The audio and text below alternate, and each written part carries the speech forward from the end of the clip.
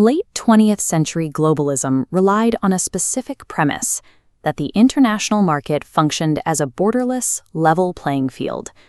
Under this rules-based order, small nations were led to believe that international institutions and multilateral frameworks would provide a permanent, sovereign shield against a material mass of great powers. This era of systemic protection has ended. As the global operating system fractures under modern geopolitical conditions, the illusion of the institutional shield has dissolved. International statecraft is returning to its rawest dynamic, the asymmetric power struggle between giant nations and the smaller neighbors within their reach. The traditional methods of diplomacy, strategic ambiguity, and reliance on globalist institutional backing have lost their protective utility. The system has broken down because great powers have updated their strategies, systematically closing the diplomatic and legal avenues that resource-constrained states once used to navigate the shadow of giants.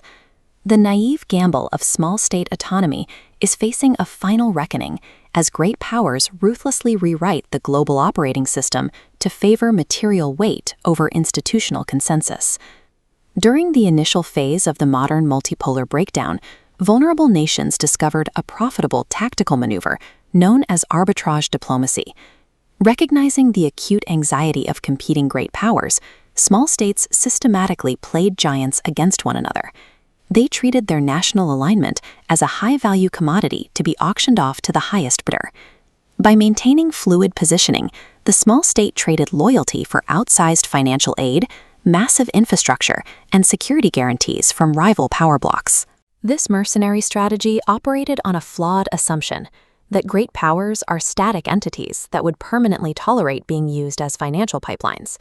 That opportunistic window has closed. Great powers realized they were being exploited by actors who refused to offer genuine alignment. The Titans shifted from competitive courtship to punitive convergence. They stopped outbidding each other and initiated strategic cartelization. Superpowers began quietly agreeing on regional spheres of influence and structural red lines.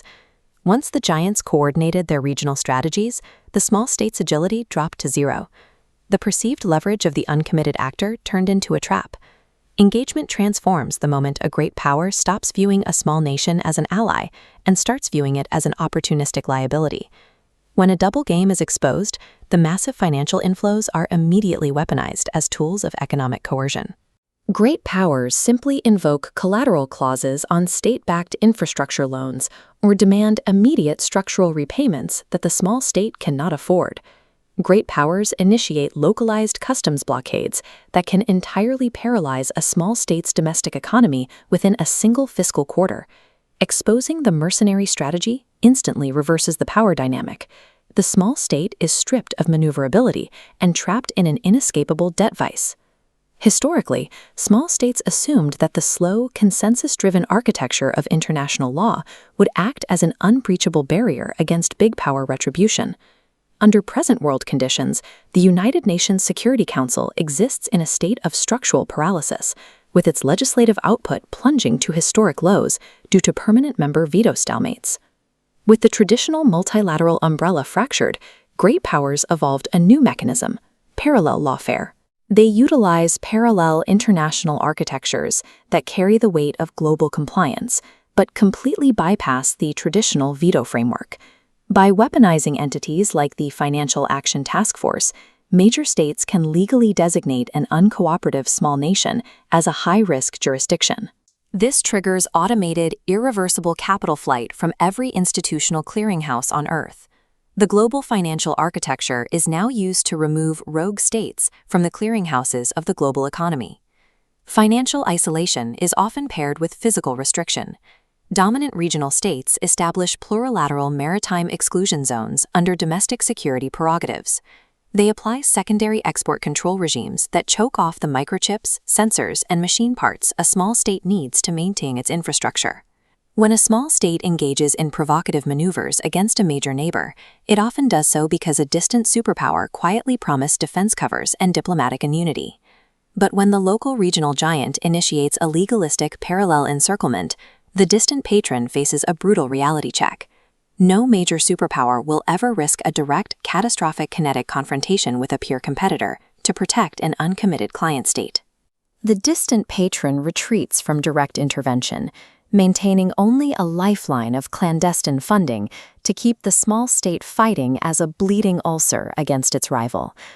Relying on international protection is a fatal miscalculation. When the legalistic encirclement begins, the distant patron retreats, leaving the small state physically and legally cornered. The enclosure of a small state is rarely a linear or quiet process. Finding its financial pipelines choked and strategic space restricted, the state behaves like a cornered animal. It enters a phase of asymmetric escalation. The cornered small state intentionally weaponizes its remaining asymmetric capabilities to force the giant neighbor back to the negotiating table. It initiates deniable gray zone provocations, deploying loitering munitions at borders, triggering mass maritime migration crises, or harboring aggressive ransomware syndicates. This manufactured chaos is a desperate survival mechanism. The small state gambles that the cost of managing the instability will force the great power to ease its structural squeeze. But this gamble is finite. While the small state exhausts its remaining asymmetric reserves, the giant neighbor can absorb the friction indefinitely.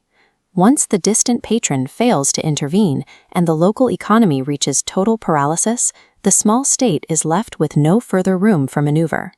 The era of unguided small state profiteering has ended. The assumption that small, weak nations could permanently run independent foreign policies by toggling market access was a historical anomaly of a unipolar world order that no longer exists. If a small state remains uncommitted, its proximity makes it a permanent source of paranoia for the adjacent superpower. The giant will always fear that a distant rival might weaponize that small neighbor as a frontline proxy. Small nations are discovering that strategic ambiguity, once a diplomatic asset, has become an existential liability. For nations seeking economic predictability and the preservation of their cultural core, the remedy for multipolar chaos is structural integration. They are abandoning the high-risk gamble of arbitrage diplomacy to integrate directly into the nearest stable civilizational neighbor. By syncing local electrical grids, unifying transport corridors, and matching currency clearing mechanisms, the giant neighbor absorbs the small state's economic output.